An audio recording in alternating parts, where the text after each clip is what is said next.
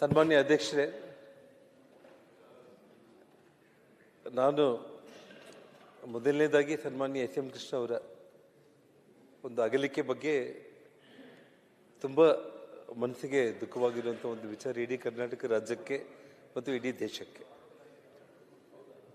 ನಾನು ರಾಜ್ಯದ ಪ್ರವಾಸೋದ್ಯಮ ಮಂತ್ರಿಯಾಗಿರುವಂಥ ಸಂದರ್ಭದಲ್ಲಿ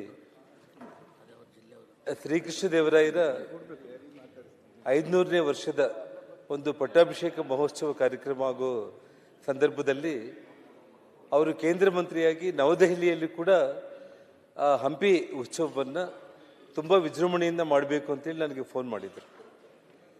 ಅವರ ಆಶಯದಂತೆ ನಾನು ನವದೆಹಲಿಯಲ್ಲಿ ಕೂಡ ಹಂಪಿ ಉತ್ಸವದ 500 ವರ್ಷದ ಕೃಷ್ಣದೇವರಾಯರ ಪಟ್ಟಾಭಿಷೇಕ ಮಹೋತ್ಸವದ ಕಾರ್ಯಕ್ರಮ ಅಲ್ಲಿ ಮಾಡಿದೆ. ನಾನು ನಂತರ ಅವರು ಒಂದು ಸಲಹೆಯನ್ನು ಕೊಟ್ಟರು, ಜನಾರ್ದನ್, ಇಡೀ ಪ್ರಪಂಚದಲ್ಲೇ ಹಂಪಿ ಬಗ್ಗೆ ಪ್ರಚಾರ ಆಗಬೇಕು ಅಂತಂದರೆ ವಿದೇಶಗಳಲ್ಲಿ ಕೂಡ ಈ ಕಾರ್ಯಕ್ರಮ ಏನು ಮಾಡಬೇಕು ಅಂತೇಳಿ.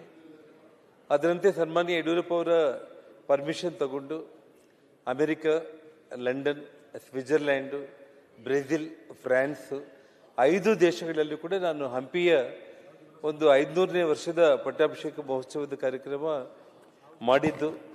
ನವದೆಹಲಿಯಲ್ಲಿ ಸುಮಾರು 4 ಗಂಟೆಗಳ ಕಾಲ ನನ್ನ ಜೊತೆಯಲ್ಲಿ ಆ ಕಾರ್ಯಕ್ರಮದಲ್ಲಿ ಅವರು ಭಾಗಿಯಾಗಿದ್ದು ನನ್ನ ಅದೃಷ್ಟ ಅಂತೇಳಿ ನಾನು ಭಾವಿಸ್ತಾ ಇದ್ದೀನಿ ಅಧ್ಯಕ್ಷರೇ. ಅದೇ ಒಂದು ರೀತಿಯಲ್ಲಿ ನಮ್ಮ ಹಿರಿಯರೆಲ್ಲರೂ ಕೂಡ ಮಾತಾಡಿದರು. ಅಂತಾರಾಷ್ಟ್ರ ವಿಮಾನ ನಿಲ್ದಾಣದ ಬಗ್ಗೆ ಅವರೇನು ಕನಸು ಕಂಡಿದ್ರು, ಅವರು ಅಂತಾರಾಷ್ಟ್ರೀಯ ವಿಮಾನ ನಿಲ್ದಾಣ ಪ್ರಾರಂಭ ಮಾಡಿದ ಮೇಲೆ ಕೇವಲ ಒಂದು ಹಂತಕ್ಕೆ ಮಾತ್ರ ಬಂದದ್ದು ನಿಂತೋಗಿತ್ತು. ನಾನು ಮೂಲಭೂತ ಸೌಲಭ್ಯ ಸಚಿವನಾಗಿರುವಂಥ ಸಂದರ್ಭದಲ್ಲಿ ಅವ್ರು ನನ್ನನ್ನು ಮನೆಗೆ ಕರೆದು ನಾನು ಮಾಡಿರುವಂಥ ಎಂಟೈರ್ ಪ್ಲ್ಯಾನ್ನ ನೀನೊಂದ್ಸಲ ರಿವ್ಯೂ ಮಾಡಿ ನೋಡಿ ಜನಾರ್ದನ್, ನೀನು ಕೇವಲ ಅವರು ಪ್ರಾರಂಭ ಮಾಡಿದ್ದಾರೆ, ಬಟ್ ಪೂರ್ತಿ ನನ್ನ ಕನಸು ಇನ್ನೂ ಪೂರ್ತಿ ಆಗಿಲ್ಲ ಅಂತೇಳಿ ಒಂದು ಮಾತನ್ನು ಹೇಳಿದರು. ಆ ಸಂದರ್ಭದಲ್ಲಿ ಡಿ ಕೆ ಶಿವಕುಮಾರ್ ಅವರು ಕೂಡ ಸದನದಲ್ಲಿ ಈ ಒಂದು ಅಂತಾರಾಷ್ಟ್ರೀಯ ವಿಮಾನ ನಿಲ್ದಾಣ ದೊಡ್ಡ ಪ್ರಮಾಣದಲ್ಲಿ ಅಭಿವೃದ್ಧಿ ಆಗಬೇಕು ಅಂತೇಳಿ ವಾಯ್ಸ್ ರೈಸ್ ಮಾಡಿದಾಗ ನಾನು ಮತ್ತು ಡಿ ಕೆ ಶಿವಕುಮಾರ್ ಅವರು ಅಂತಾರಾಷ್ಟ್ರೀಯ ವಿಮಾನ ನಿಲ್ದಾಣಕ್ಕೆ ಹೋಗಿ ಸುಮಾರು 8 ದಿವಸಗಳ ಕಾಲ ಆ ಎಂಟೈರ್ ಪ್ಲಾನಿಂಗ್ ನಾವು ನೋಡಿದಾಗ ಎಸ್ ಎಂ ಕೃಷ್ಣ ಅವರ ಕನಸು ಯಾವ ಮಟ್ಟದಲ್ಲಿ ಇತ್ತು ಅಂತಂದರೆ, ಸುಮಾರು 30 ವರ್ಷಗಳ ಹಿಂದೆನೇ ಇಂದಿನ ನಮ್ಮ ಬೆಂಗಳೂರಿಗೆ ಬೇಕಾಗಿರುವಂಥ ಒಂದು ಆ ಇಂಟರ್ನ್ಯಾಷನಲ್ ಏರ್ಪೋರ್ಟ್ ಒಂದು ಸ್ಟ್ಯಾಂಡರ್ಡ್ನ ಅವರು 30 ವರ್ಷಗಳ ಹಿಂದೆನೇ ಪ್ಲ್ಯಾನ್ ಮಾಡಿದ್ದು ನೋಡಿ ನನಗೆ ಭಾಳ ಆಶ್ಚರ್ಯ ಆಗಿತ್ತು.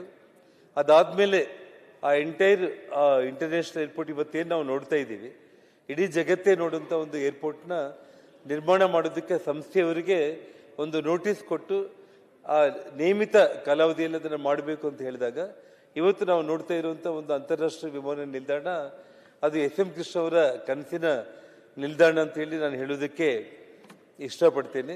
ಜೊತೆಗೆ ಸನ್ಮಾನ್ಯ ಎಚ್ ಕೆ ಪಾಟೀಲ್ ಅವರು ಒಂದು ಮಾತನ್ನು ಹೇಳಿದರು, ಎಸ್ ಎಂ ಕೃಷ್ಣ ಅವರ ಪುತ್ಥಳಿಯನ್ನು ವಿಧಾನಸೌಧದಲ್ಲಿ ಮಾಡಬೇಕು ಅಂತೇಳಿ.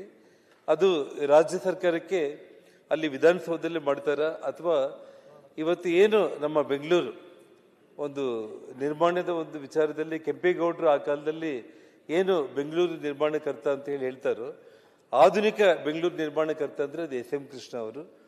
ಇವತ್ತೇನು ಕೆಂಪೇಗೌಡರ ಪುತ್ಥಳಿಯನ್ನು ಅಂತಾರಾಷ್ಟ್ರೀಯ ವಿಮಾನ ನಿಲ್ದಾಣದಲ್ಲಿ ನಿರ್ಮಾಣ ಮಾಡಿದ್ದಾರೋ ಅದೇ ಒಂದು ರೀತಿ ಆ ಭಾಗದಲ್ಲಾಗಲಿ ಅಥವಾ ಸುವರ್ಣ ಸೌಧದಲ್ಲಾಗಲಿ ಅವರ ಪುತ್ಥಳಿಯನ್ನು ನಿರ್ಮಾಣ ಮಾಡೋದ್ರ ಮೂಲಕ ಅವರಿಗೆ ಗೌರವ ಸಲ್ಲಿಸೋದಂಥ ವಿಚಾರ ರಾಜ್ಯ ಸರ್ಕಾರ ಮಾಡಬೇಕು ಅಂತೇಳಿ ಅವರ ಇಡೀ ಕುಟುಂಬಕ್ಕೆ ಒಂದು ದುಃಖವನ್ನು ಭರಿಸುವಂಥ ಒಂದು ಶಕ್ತಿ ಭಗವಂತ ನೀಡಲಿ ಅಂತೇಳಿ ನಾನು ಆ ದೇವರಲ್ಲಿ ಪ್ರಾರ್ಥನೆಯನ್ನು ಮಾಡಿ ನಾನು 2 ಮಾತನ್ನು ಮುಕ್ತಾಯ ಮಾಡ್ತಾ ಇದ್ದೀನಿ. ನಾಡಗೌಡರು ಪಟೇಲ್, ಈಶ್ವರ್ ಖಂಡ್ರೆ ಮತ್ತು ನೆಕ್ಸ್ಟ್ ಜಿ ದೇವೇಗೌಡರು ಮತ್ತು ನೆಕ್ಸ್ಟ್ ನಂದು ಫಸ್ಟ್ ಮಾತಾಡ್ತಾರೆ.